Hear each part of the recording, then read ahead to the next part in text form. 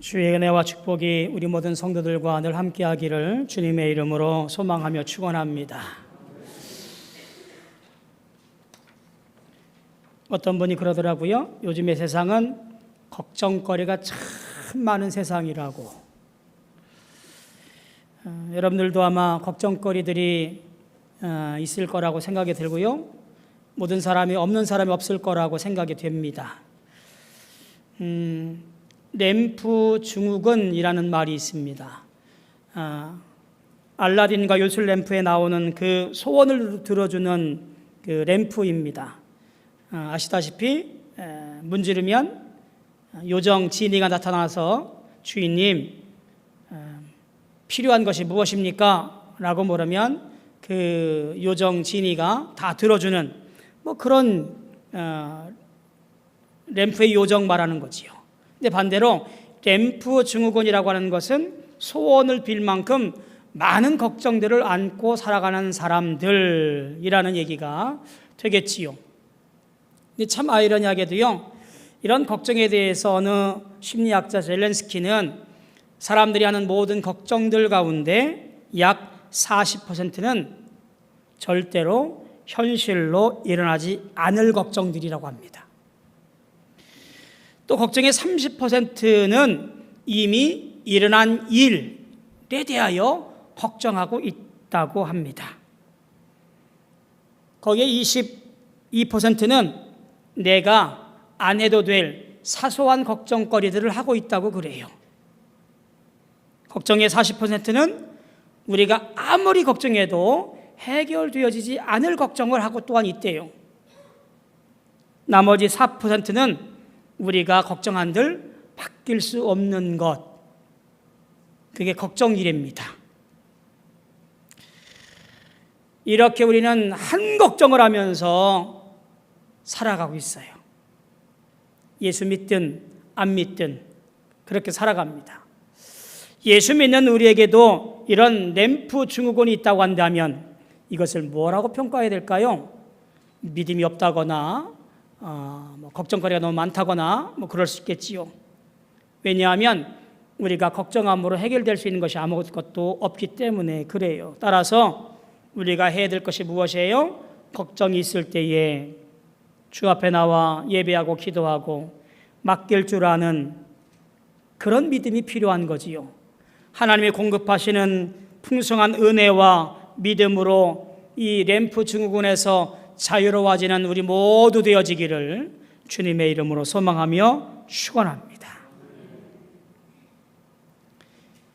참 놀랍게도 이런 걱정과 불안의 시기를 보내면서 그럼에도 불구하고 하나님께서 우리를 부르시고 예배하라고 말씀하시고 찬송하라고 그렇게 요구하십니다.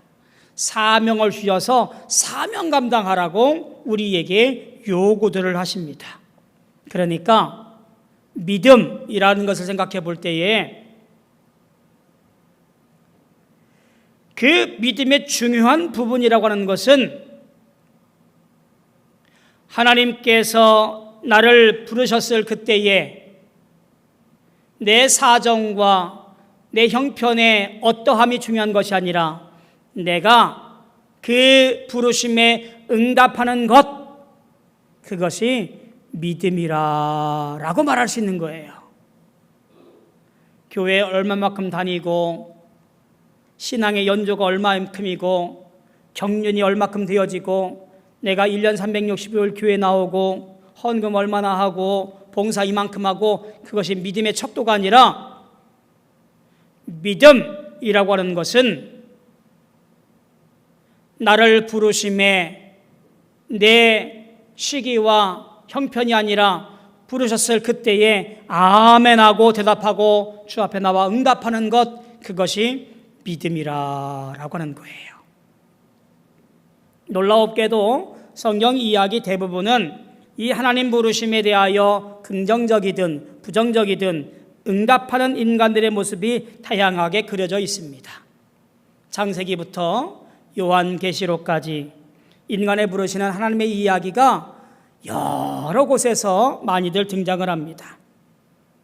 하나님의 부르심은 누군가를 불러주셔서 당신의 구원 사역에 동참하도록 그렇게 초청하시고 소명을 맡기시는 대화로 이어져 갑니다. 그 부르심에 대하여 응답하는 많은 사람들을 보면 특출나거나 독특하거나 유명하거나 잘났거나 똑똑하거나 그런 사람들이 아니라 가만히 보니 그저 평범한 사람들이라고 하는 공통점들이 있습니다. 그러니까 우리하고 별반 다를 게 없는 사람들이 하나님께서 부르셨을 그때에 그 부르심에 응답하여 그 일들을 감당했다라고 하는 거예요. 한 사람 한 사람 부르시는 하나님의 방법과 이에 응답하는 인간의 모습도 다양합니다. 더욱이 한 분만 부르시는 것이 아니라 계속해서 부르시는 하나님의 부르심의 모습도 등장을 하게 되어집니다. 우리의 고유한 삶에 들어오셔서 내 삶을 주장하시고 이끌어 주셔서 주의 일을 하도록 매일같이 부르시는 하나님의 모습과 그에 반응하여 응답하는 인간의 모습이 그려진 것이 성경의 이야기라는 사실을 가만히 보게 되어집니다. 자, 하나를 볼까요?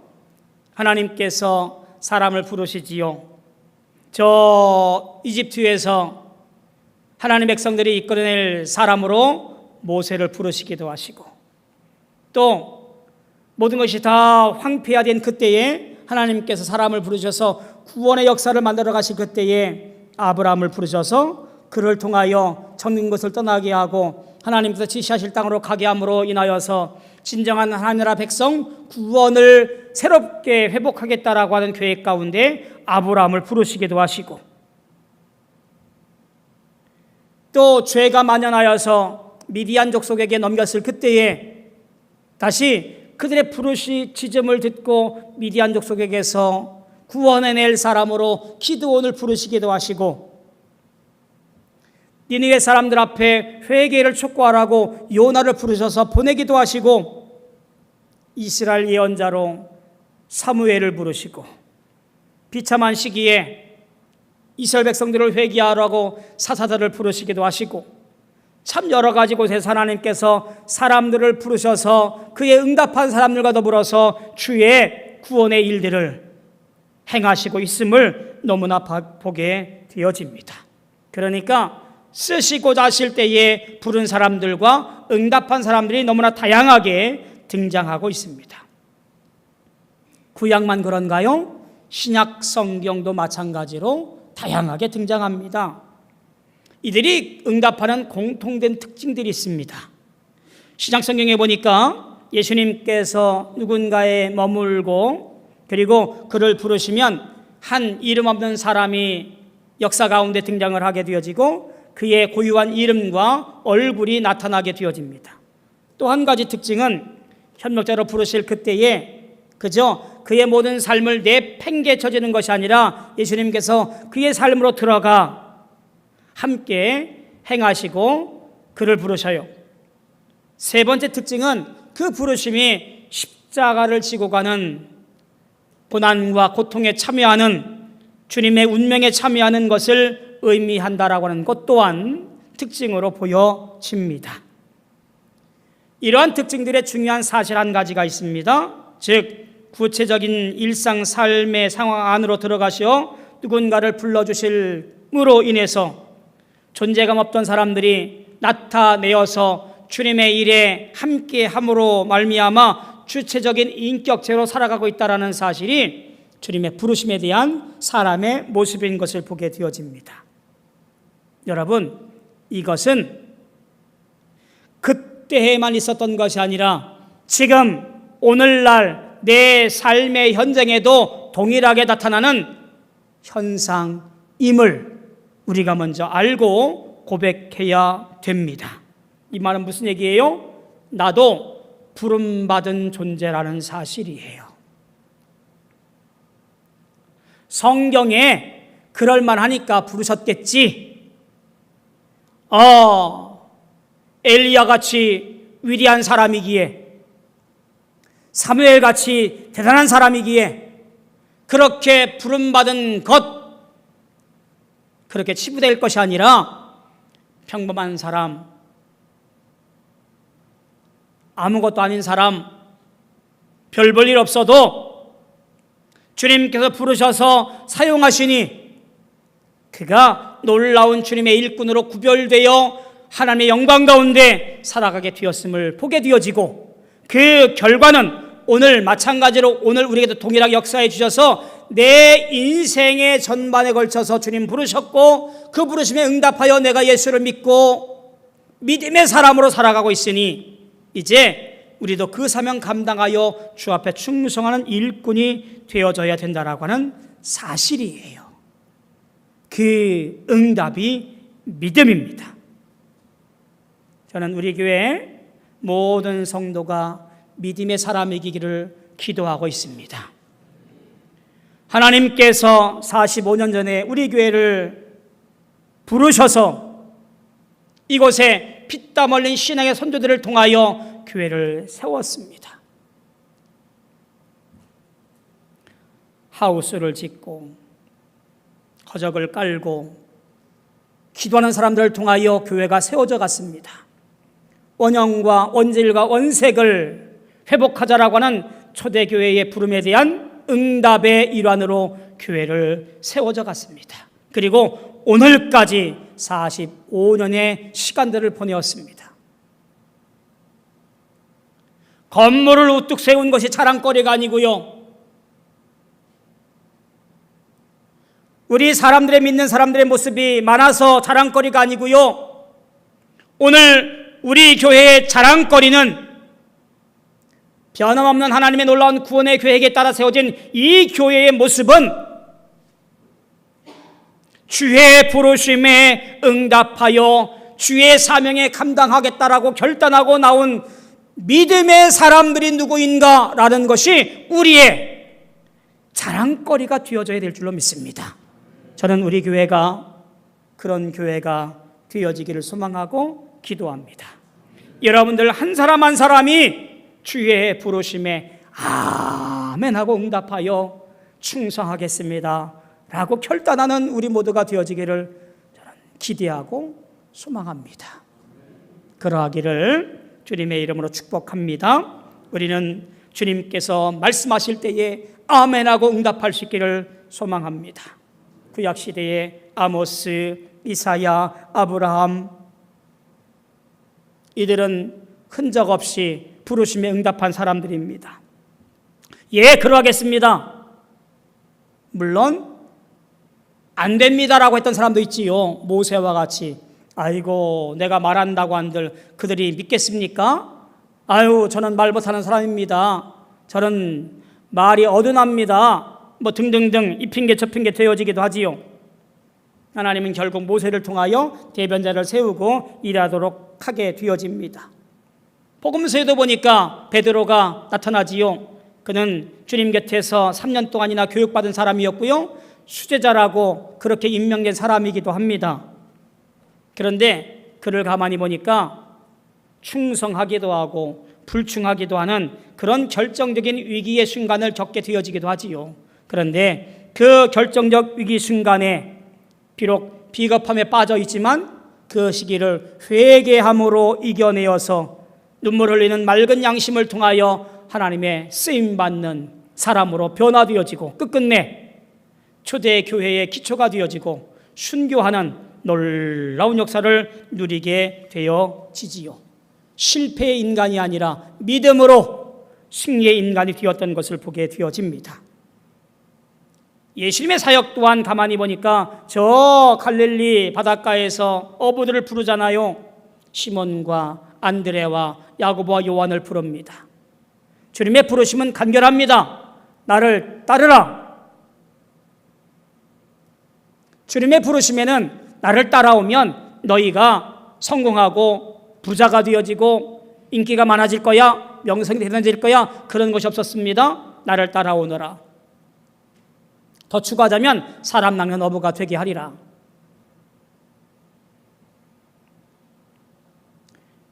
이 4명의 어부는 이렇게 결단합니다. 버려두고 주를 따랐다라고 그래요. 자기의 생업의 도구였고 자기의 든든한 우군이었던 가족들과 아비 친척집을 다 버려두고 주님을 따라갑니다. 구원을 위해 이 땅에 오신 예수님, 그분이 메시아임을 기억하고 십자가 이유 없는 고통의 순간까지 주님을 따르겠다라고 결단하는 그들의 모습을 통하여 믿음의 고백을 이루어 가신 것을 보게 되어지고 하나님 나라를 만들어가는 놀라운 기초가 되었음을 보게 되어집니다. 오늘 우리는 누굴까요? 주님의 부르심에 응답하여 믿음으로 고백하고 예수가 나의 구원자입니다 라고 믿음으로 나와 예배하는 한 사람, 주의 부르심에 응답한 사람입니다. 그저 어쩔 수 없이 습관적으로 그렇게 나와 있는 자리가 아니라 주님의 부르심에 응답하여 주의 말씀과 주의 사명과 뜻을 다하여 행할 뿐만 아니라 이후로 많은 열매를 맺어가며 이 땅에 필요한 것들을 행할 수 있는 진정한 그리스도인이 되겠습니다라고 결단하고 응답하는 우리 모두가 되어지기를 소망합니다. 나의 전부를 드리는 귀한 여러분들의 모습이 되어지기를 축복합니다. 오늘 말씀을 가만히 보면 이스라엘 백성들이 시내산에 도착하여서 먼저 선민 언약 체결을 하고 나서 전폭적인 순종을 약속하는 내용들이 오늘 말씀의 내용입니다. 오늘 말씀의 앞부분을 보면 이런 내용들이지요. 출애굽을 하고 홍해 바다를 건너서 구원을 얻은 이후에 하나님의 주권과 인도함을 따라서 많은 경험들을 하게 되어지지요. 만나와 메추라기를 경험하게 되어지고 무리바 즉 르비딤에서 갈등을 해결하고 아말렉과의 전쟁에서 승리를 거둔 이후에 출애굽한 지 3개월 만에 시내산에 도착을 합니다. 자, 그 시내산 앞에서 이제 모세의 언약 중재로 인하여서 하나님의 말씀을 듣고 그 말씀에 응답하여 하나님 백성, 거룩한 백성으로 구별되어 인정받는 자리, 바로 그것이 오늘 우리가 읽고 있는 출애굽기 19장에 나와 있는 말씀들인 것을 보게 되어집니다. 우리는 이 일을 시내산 언약이라 그렇게 불러요. 시내산 언약은 사실 하나님의 무조건적인 구원의 은총에 이스라엘이 어떻게 응답하는가에 대한 규정, 그 체계들을 잘 볼 수 있는 종적 언약이라고 보면 좋습니다. 구약의 언약에는 두 가지가 있는데요. 횡적 언약과 종적 언약이라고 해요. 횡적 언약이라고 하는 것은 하나님의 일방적인 언약입니다. 즉 아브라함에게 일렀던 말씀이에요. 아브라함의 응답이 필요 없어요. 그냥 따라오면 하나님께서 복 주겠다라는 얘기예요. 종적 언약은 언약을 맺는 거예요. 그래서 내가 너에게 말씀을 전하고 이 길을 따라와라. 예, 그러하겠습니다 라고 응답하면 이 종적 언약에는 분명한 책임이 뒤따르게 되어지지요. 그 책임은 순종하면 복받는 것이고 불순종하면 심판을 받는 것, 저주를 받게 되어지는 것, 그것이 종적 언약이라고 그래요.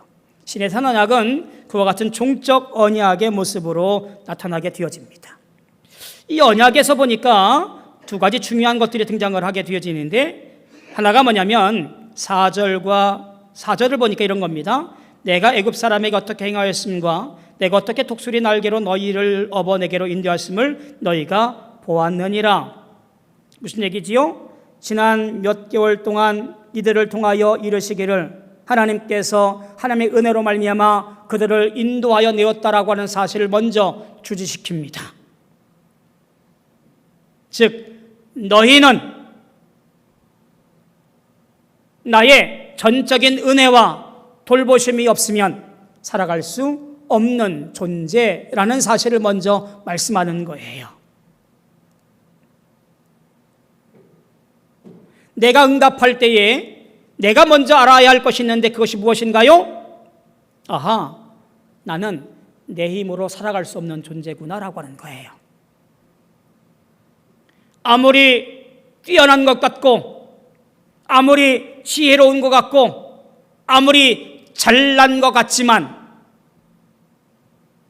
우리는 한계를 지니고 있는 유한적인 존재, 이것은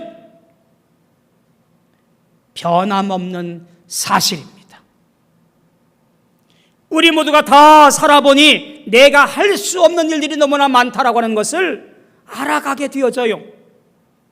하나님께서 독수리 날개로 나를 업어 인도해 내지 않았으면 살아갈 수 없는 존재,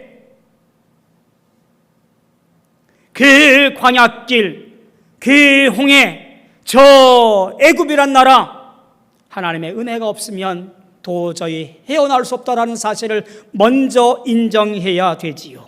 하나님께서 이 사실을 분명히 알라고 먼저 말씀하는 거예요.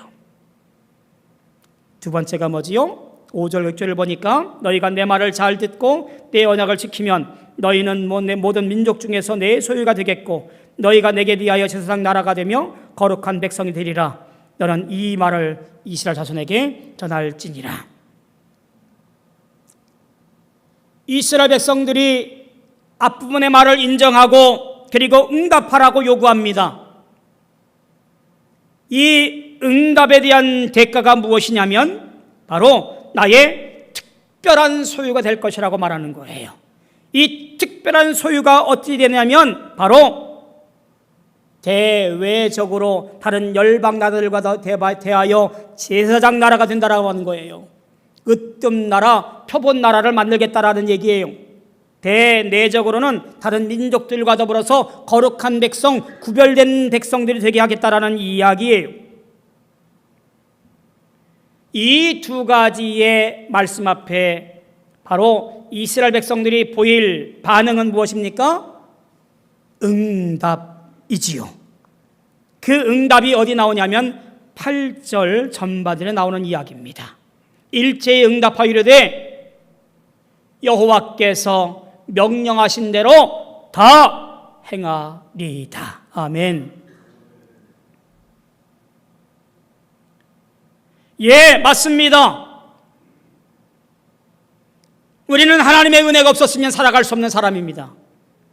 주님의 인도가 아니었으면 우리는 그 광야에서 다 하루도 못 견디고 죽었을지 모르겠습니다. 하나님의 전적인 은혜로 우리가 살아왔습니다 라고 인정하고 너희는 나의 말을 듣고 행하라. 제사장 민족이 되어지고 거룩한 백성이 되어라. 예, 그 말씀하신 대로 우리가 다 행하겠습니다 라고 응답하는 거예요. 부르심에 대한 응답 무엇이었지요? 믿음이라고 말하는 거예요. 사랑하는 성도 여러분, 믿음 좋은 사람 누굴까요? 한번 생각해 보세요. 믿음 좋은 사람이 과연 누굴까? 예수 믿으며 아무 문제 없이 사는 사람일까요? 신앙생활 잘하면서 자기 할 것 마음껏 누리는 사람이, 걱정 없이 사는 사람이 믿음 좋은 사람일까요? 혹은 대를 이어 교회에 출석하고 성도들과 교제하는 사람들일까요? 1년 365일 교회에 열심히 나오고 헌신 봉사하고 남들 볼 때에 야, 믿음 좋은 사람이야 라고 말을 듣는 사람이 믿음 좋은 사람일까요? 물론 아니라고 할 수는 없습니다만 진정한 믿음의 사람은 잘 기억하세요. 내 모습이 어떠하든 주님께서 불러주심에 대하여 감사하고 응답하여 내 그 명령대로 다 행하겠습니다라고 고백하고 주님 따라가는 사람, 그것이 믿음 좋은 사람이에요. 하나님, 지금은 안 됩니다. 장가 가야 되고요, 밭에 나가봐야 되고요, 장사해야 되고요, 할 일 많습니다. 해결된 다음에 그때 나갈게요.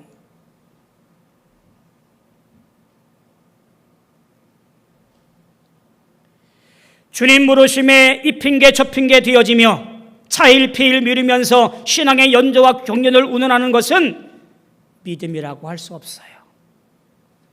제가 볼 때는 꼬장입니다. 주님은 오늘도 믿음 한복판으로 우리를 부르십니다. 그리고 우리에게 하나님 나라의 일들을 맡기십니다. 이제 우리의 믿음을 보임으로 명령하신 대로 우리가 다 행하겠습니다. 응답해야 할 때입니다. 부르심에 진정으로 응답하여 진정한 믿음의 사람들이 다 되어지기를 주님의 이름으로 소망하며 축원합니다. 기도하겠습니다. 주님 감사합니다. 믿음으로 살겠습니다. 주님 명령하신 대로 다 행하겠습니다. 우리 모두가 다 결단하고 주님 따라가는 사람들 다 되어지게 도와 주시옵소서. 예수님의 이름으로 감사하며 기도하옵나이다. 아멘.